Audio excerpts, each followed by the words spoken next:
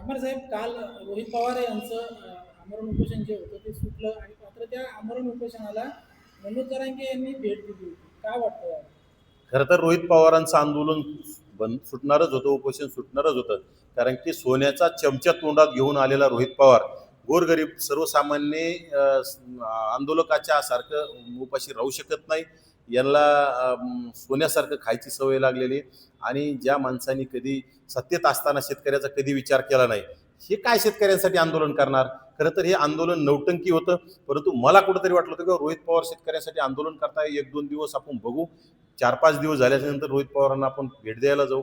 कारण रोहित पवारांकडून अपेक्षा होती किंवा तरुण आमदार काहीतरी करल, परंतु रोहित पवारांनी नक्कीच यामधून त्यांचे साखर कारखान्यामधील बेसल खतांचे जे शेतकऱ्यांना खताच्या नावाखाली कर्ज दिलेलं असते त्याच्यात केलेले घोटाळे, कुठतरी स्वतःच्या साखर कारखान्याला जमिनी हडप केलेले असतील त्याचे घोटाळे दडपण्यासाठी ते शेतकऱ्यांच्या आडून केलेलं आंदोलन याला म्हणावं लागेल. आणि त्यांच्या आंदोलनाला कुठंतरी आंतरवालीचा कुठतरी गोगल बाबा हे तिथं गेला म्हणजे खरं तर ते आता रोहित पवार त्याचा आका आहे, बॉस आहे. कारण की जरांगे रात्री 2 वाजता जरांगे उपोषण सोडून गेल्याच्या नंतर रात्री 2 वाजता घनसावंगीचा माजी आमदार टोपे आणि रोहित पवारांनी त्याला तिथं आणून बसवण्याचं काम केलं, त्याला रसद देण्याचं काम केलं, त्याला सगळी मीडिया देण्याचं काम केलं, सगळ्या गोष्टी त्याला पाहिजे ते देण्याचं काम केलं. त्यामुळं त्याचा आका उपोषणाला बसल्याच्या नंतर कुठतरी मिठाला जागावं लागलं. त्याच्या उपकाराची परतफेड करण्यासाठी तो पंढरपूरमध्ये जाऊन जरांगेने तिथं भेट दिली.